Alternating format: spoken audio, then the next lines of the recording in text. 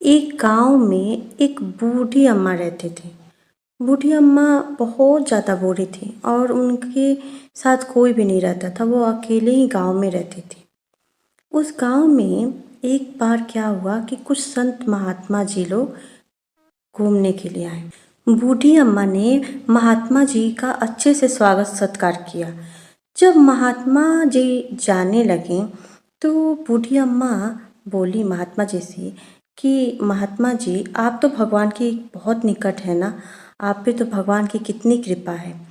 मेरे साथ तो कोई भी नहीं है, मैं अकेली बूढ़ी हो गई हूँ और मेरा जीवन अब काटना थोड़ा कठिन हो गया है, आप कुछ कृपा कीजिए ना। तो महात्मा जी के पास एक लड्डू गोपाल थे। महात्मा जी क्या किए, वो अपनी लड्डू गोपाल की मूर्ति बूढ़ी अम्मा को देते हुए बोले कि देख मैया, आज से आप अकेले नहीं हो। ये लड्डू गोपाल यही आपके लाला है। इनकी खूब अच्छे से सेवा करना और ये इन्हें अपना बेटा मानना। बूढ़ी अम्मा लड्डू गोपाल को ले लेती हैं और उन्हें बहुत प्रेम से, बहुत अच्छे से उनकी सेवा करने लगती हैं और जहाँ भी जाती हैं वो अपने लाला को लेके जाती। मतलब उनको ऐसा लगता कि वो मेरा छोटा सा लाला है, मैं उन्हें कैसे छोड़ के जा सकती हूँ। तो इस प्रकार से बूढ़ी अम्मा जहाँ भी जाती थी अपने लड्डू गोपाल को लेके जाती थी। एक बार क्या हुआ, गांव के छोटे छोटे बच्चे ऐसे ही मजाक मजाक में बूढ़ी अम्मा को चिढ़ाने के लिए बोले कि मैया थोड़ा ध्यान देना, गांव में जंगली भेड़िया आ गया है और वो गांव के छोटे बच्चों को ले जाता है और खा जाता है। तुम अपने लाला का ध्यान रखना, कहीं उसे भी उठा के ना ले जाए। तो इस प्रकार से बूढ़ी अम्मा डर गई और वो छोटी सी कुटिया उनकी, और वो बहुत प्रेम करती थी अपने लड्डू गोपाल को। तो वो क्या की कि एकदम कुटिया के गेट दरवाजे पे बड़ी सी छड़ी लेकर के और डंडा लेकर बैठ गई कि कोई भी भेड़िया आएगा तो मेरे लाला को कुछ नहीं करेगा। और इस प्रकार से वो एक दिन बैठी रह गई पूरे दिन, फिर पूरी रात, फिर दूसरा दिन भी वैसे ही उनका, उस दिन भी वो बैठी रह गई, फिर ऐसे तीसरे दिन भी बैठी रह गई, फिर चौथे दिन। ऐसे ही 5 से 6 दिन हो गए और बूढ़ी अम्मा भूखे प्यासे अपने लड्डू गोपाल की रक्षा कर रही थी।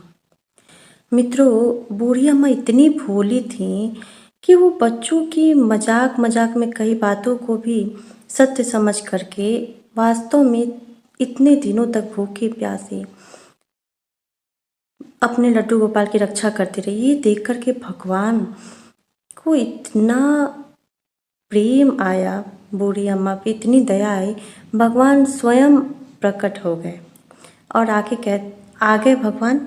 तो बूढ़ी अम्मा को लगा कौन आया, और वो ऐसे ही जल्दी से उठाती हैं डंडा, और जैसे ही डंडा उठाती हैं भगवान कहते हैं अरे अरे मैया मैं हूँ। बूढ़ी अम्मा थोड़ी आँखों से उनको कम दिखता था, तो वो बोली कौन। तो भगवान बोले कि वही जिसकी तुम रक्षा कर रही हो, मैं तुम्हारा लाला हूँ।